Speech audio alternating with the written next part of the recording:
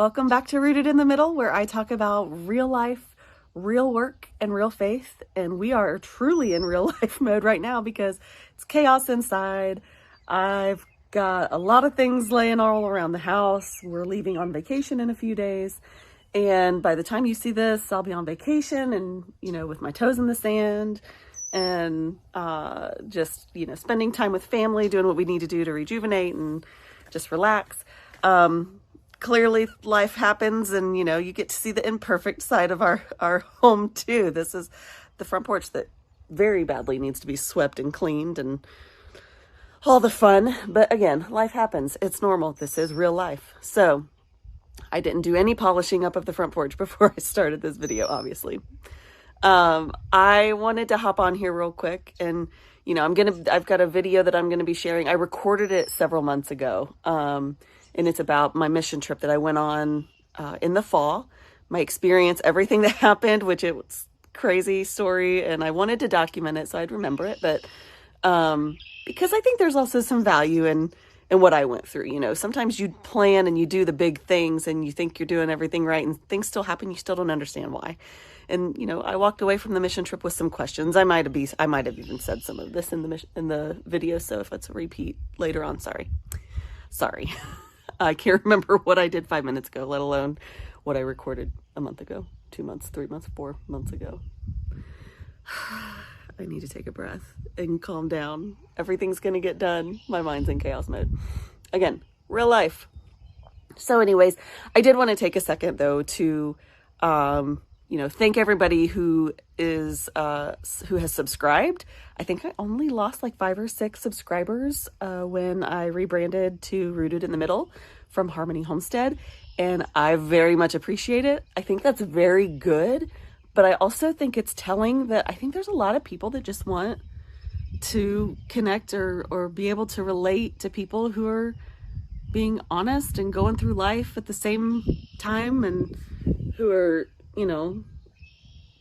trying to just do everything right by the Lord and figure it out. And we're all in this together. We're all, I think a lot of people are craving the confirmation that we're all really not that different.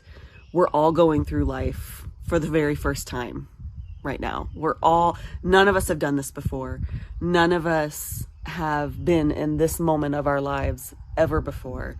And we're all just doing it together at the same time, just in our own ways. And what's unfortunate, especially with social media, is you get...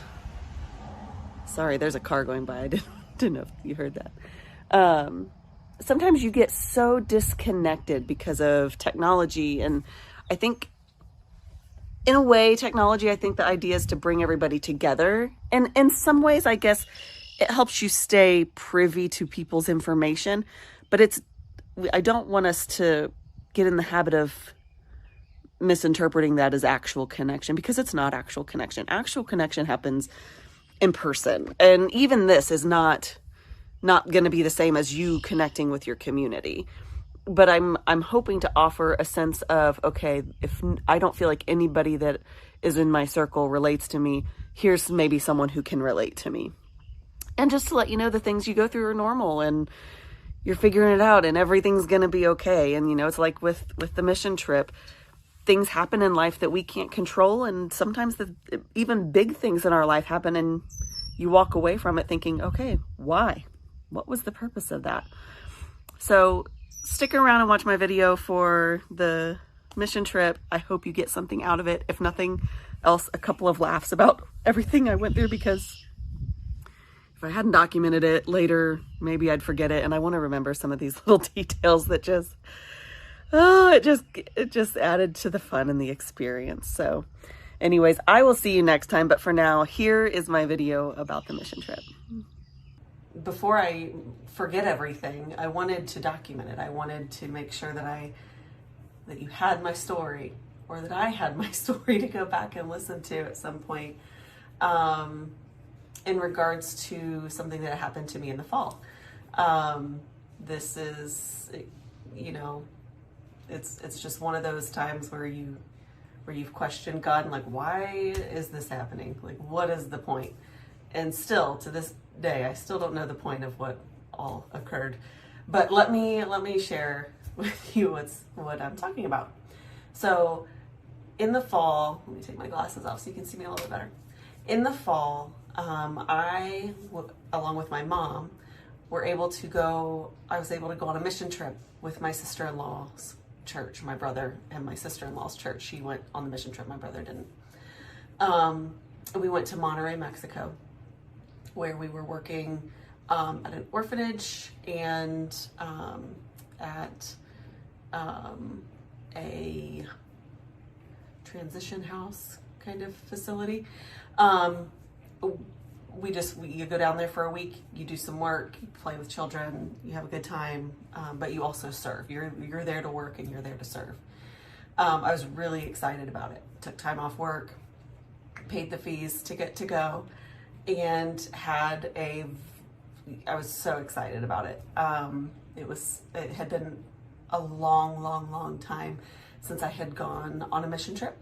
So I was excited to give that a go again.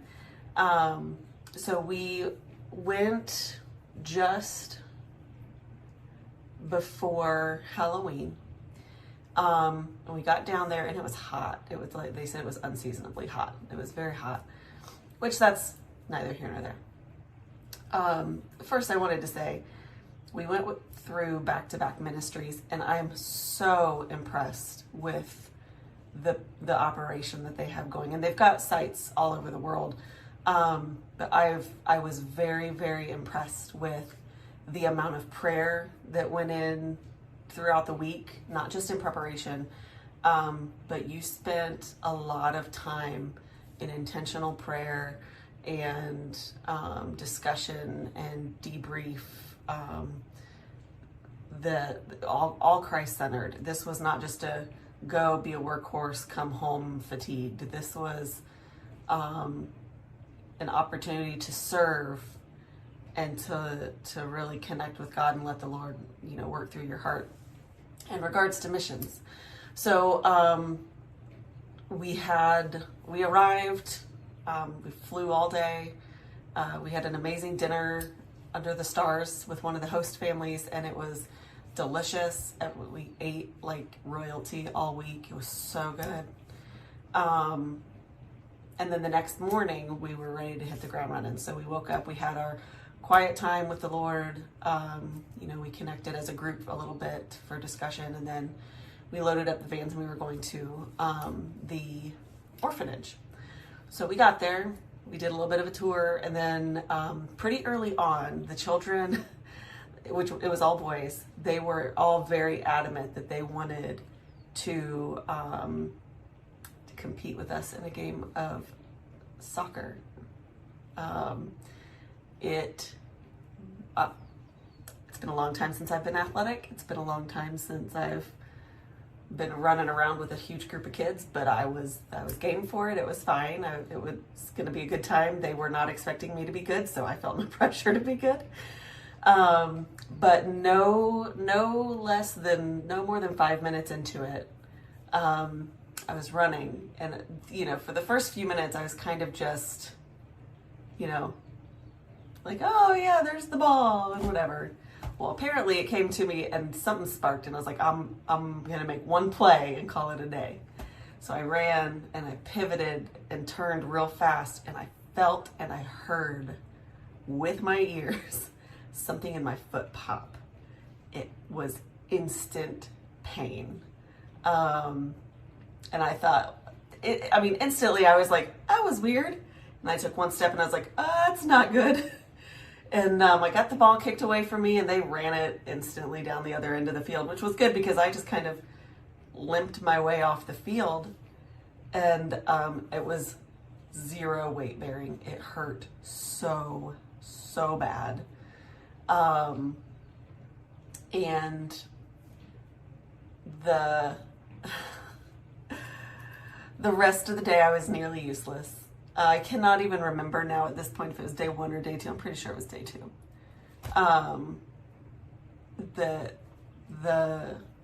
The guy who was overseeing our group, he said, we're gonna get that checked out. So I was taken by their site nurse and a translator to what would be an urgent care facility. It would not appear, I mean, the standard of care that I received, my care was fine. No complaint about the people that gave my care to me. But like the front doors didn't work. They kept the lights low to keep it cool, of course, because it was unseasonably hot. It was not super clean. There were several questionable practices that they did. And I'll share these with you. Let's just go ahead and share these because why not? So you get there and I go to the front desk with my translator, who was amazing, a godsend. And she's helping me get registered, and they're asking like for all my information, my husband's information, all kinds of things. So I go over to the triage area where they get your blood pressure, and by get your blood pressure, they took my blood pressure, but then all the other stats, they asked me for them. So I gave them, they took my blood pressure and they assumed I had hypertension. I didn't. I've had amazing blood pressure my whole life. But because of the stress, I was with nobody from my group, nobody whose first language was English. I was in pain. So naturally, my blood pressure was probably a little bit high. And they asked me for all these things. They asked me for my weight. I told them my weight. And of course, they don't go in pounds. They go in metric system. So they're like talking back and forth for what feels like an eternity about how to translate what my pounds are to whatever they were going by. So I'm like just sinking into my chair. And finally they came out and looked at a girl came out. They put me in the waiting room of the triage area then, and a girl came out and she asked me how I was feeling, and she asked me in Spanish. I'm assuming that's what she was asking me. And I didn't know what, and my translator wasn't right with me. And I said, yo no sé. And she said, oh, you're not from here, in perfect English. And I was like, I'm not from here. And so she was able to speak with me in English. It was not her first language, but she could speak enough to communicate with me. And that put me a little bit more at ease. And she said, well, we're going to get you some x-rays. So we go back down to another waiting area where there's x-rays, which 30 feet from where I was. And sit down, and I'm immediately called into a very dark room that it has an x-ray machine that looks like it might have been from the 1990s early. And the gentleman who took me back started asking me questions also in Spanish. My translator was not back there with me. So again, you know, say, and he could speak a little bit more English. So that was helpful, enough to be able to tell me what I needed to do. He never asked me if I was pregnant. He never gave me a lead vest to cover any other part of my body. So I distanced my body from where they were taking the picture as much as possible. But again, I had no translator. I could not communicate. They were not picking up on my facial cues of she's not at ease. My dad did x-rays for 40 years, so I know the basic questions that they're supposed to be asking me. They were not asking me any questions at all. It was just, we're here to get a picture of your foot and we're going to do it. And I was like, okay. So to get the x-ray, they send me back out to the waiting room. And they call me back down towards where the triage was. And when I come back, I sit down and someone else calls me back to see the doctor. And when I go back to where the doctor is, it's that little girl that had come out and said, oh, you're not from here at the very beginning. She was the doctor. She was the physician. Now, granted, I know I'm not young anymore, and she did a fine job. This is not about qualifications. It just caught me off guard that she was so young and probably being out of my element, out of my comfort zone of people who speak my language. It probably just caught me off guard just as another level of being on alert. So sit down there, and she's asking me about different things, and she looked at my blood pressure. Again, this was another source of contention for some reason. She said, you have hypertension? And I said, no. She's like, she looked at me all sideways like I didn't know what I was talking about. I was like, I don't. I promise you I don't. She said, okay. She's like, well, every night I want you to be taking your blood pressure and report to me back in a week and let me know if it's not gone back down. And I'm like, I just said, okay. I wasn't going to be there. I was going to be back home in a week. I was not going to be finding my way back to this urgent care. And then she goes over, she said my x-ray, she could see a tear. She would classify it as a level 2 sprain is what she said. And she said that's more than just a typical sprain, but not to the point that it needs surgery, kind of right in the middle. It was just a severe sprain. And she said, what we're going to do is we're going to give you a shot of medication for the pain. And then she was going to give me a prescription, which was essentially, it ended up being Motrin and Tylenol, just higher strength that we could alternate back and forth. It was not in English though. It was not called Tylenol. And when you go to do a Google Translate, it doesn't translate to Tylenol or acetaminophen or ibuprofen. It was not that. So again, I was like, what am I actually taking? Is this okay? And so anyways, we go, but the thing that also caught my ear was injection. And I'm like, is she gonna prescribe me an injection? And they took me back to a room to get an injection. So there were two people following this nurse, like shadowing, or the doctor, I apologize. The doctor, there were two people shadowing the doctor, and the doctor did not go back with me to get my injection, but the two that were with her did. They spoke no English. So I'm taken back into what I would equate to like an emergency room, where there's like a central office, like desk space, workspace, and then there are bays of beds or gurneys with curtains between each one of them around the outer perimeter of the room. It was a large room. It was very dark. The only light on in this room was at that desk, like a nurse's station. And when I say nurse's station, this is being very generous. It was like two IKEA desks pushed together. It was not equipped with, like, to save my life, from what I could see in my non-medical expertise. So they take me to one of the gurneys, and it's nearly, I can barely see. And they can motion enough to tell me what I need to do. So they told me to like sit down. So I sat down and I was waiting there. And at this point I'm texting my sister-in-law, who coordinates the whole trip for the group. I was messaging her and I was like, get David, get somebody over. Like, I am separated from the group. They're about to give me a shot. I don't know what it is. They've not told me what it is. I said, I don't know what to do. There's nobody here with me. They separated me from Maritza, who was the translator. I said, I don't know what's happening, but I'm freaked out. No response. They were busy working, which was fine. So I was like, okay, Lord, here we go. If this is how I go, this is how I go. So I was sitting on that gurney waiting, and and then the nurse comes back, other than the two that brought me back. She's got her shot, and she told me to stand up, because again, she doesn't speak English either. And then she made one of these motions, like, so I could pull the waist of my pants down so she could give me a shot. All I saw in her hand was the syringe with the medication. I did not see anything else in her other hand. I felt her wipe something. I didn't see any alcohol swabs. I did not see any wrappers of an alcohol swab. I never saw the trash of an alcohol swab. So for all I know, she could have just done that. I have no idea. I really have no idea. And then sure enough, I get an injection of, still to this day, I don't know what, because you don't get an aftercare summary. You don't get that. And as much as I wanted to ask, and I did ask the doctor when I went back, I was like, so what was that injection? She said that was like a strong, just a painkiller. And I'm like, okay, I don't know what it was.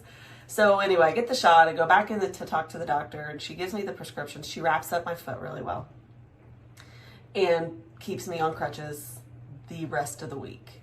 And I am non-weight bearing. Her instructions to me were, sitting down, lying down, getting up only to use the restroom or to get food from the kitchen, not doing anything.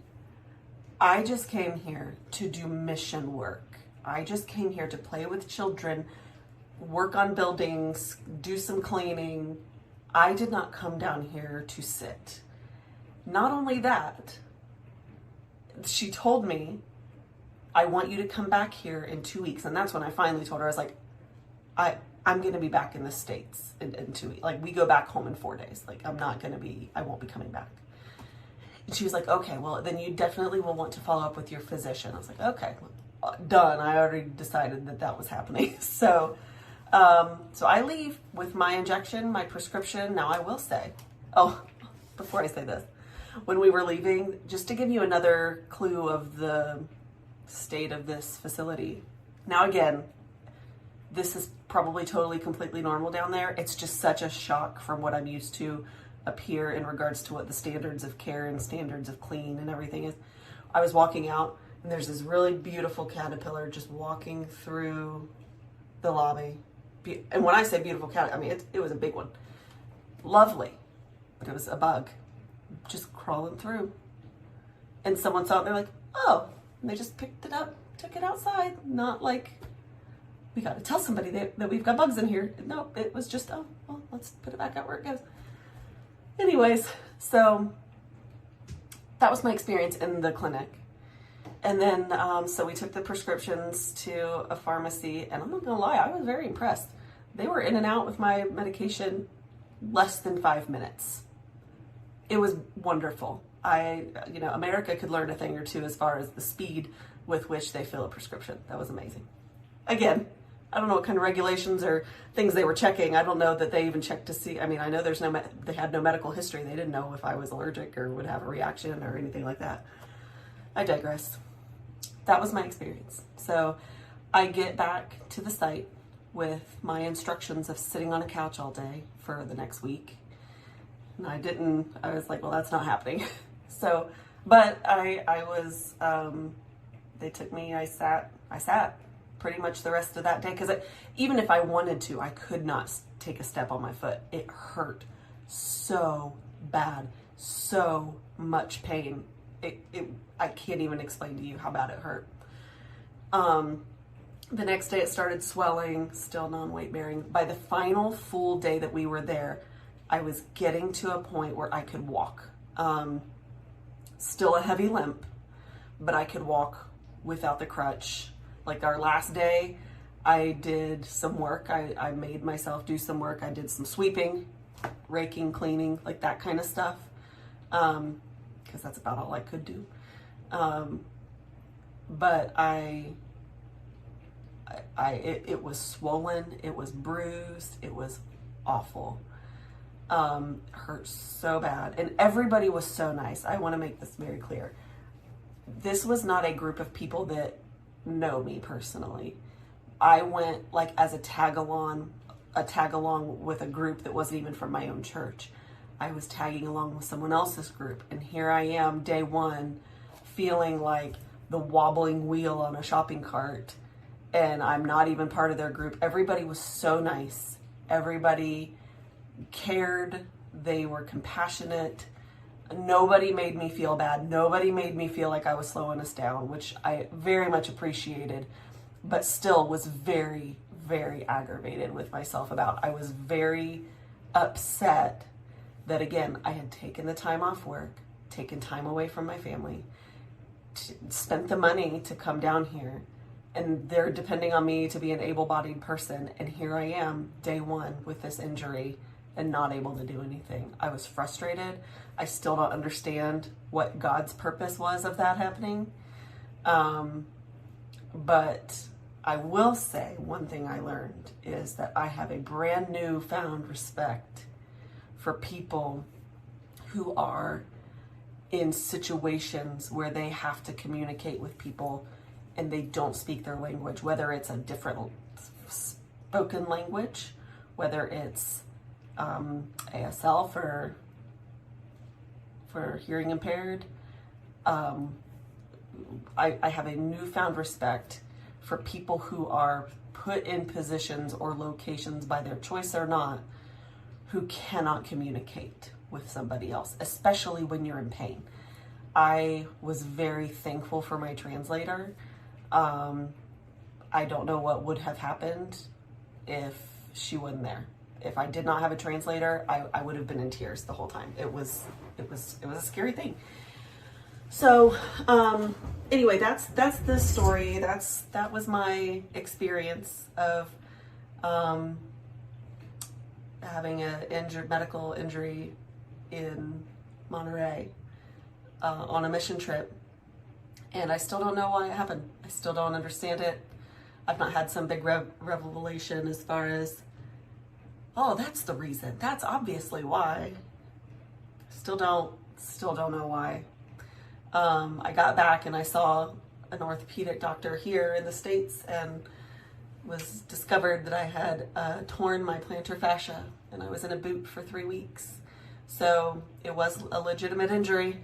It wasn't even in my head. Because sometimes I'm like, come on, Becca, get it together. It's fine, you're fine. Nope, this one was bad. And even when I went back at my 3-week follow-up, he said I was really worried we were going to have to go in there. And I was like, oh, I'm glad we didn't. So there's some healing there. That's good. But anyway, that was my big fall thing that happened that was impactful. And again, I wanted to share it because, sometimes you plan with the best of intentions to do something, and then something happens and you don't know why, and maybe you never know the reason why. You don't know. You just don't know why. But that's okay. It's all right. Still ended up being okay. Still had fun, had a good time. And again, everybody that was there was super nice, super friendly, very compassionate about it, which I was very much appreciative of. So, but anyway, that's my big story. I won't catch you up on everything else right now because I kind of just wanted to share that right now, and just as a encouragement to everybody else that you might go through some things and you may never know why, but it's okay because you still make it through. Somehow you make it through. Things that suck, you always want to know the why, and maybe sometimes you're just not meant to know the why. Maybe you're just not meant to know, and that's okay. It's all right. Maybe there was some kind of protection there somehow. I don't know. So anyway, be encouraged to when you're going through things and you're not knowing why. Just the point is you're going to get through it. Even if you don't know why, you're going to get through it, and you're going to be all right. And God's got you. All okay.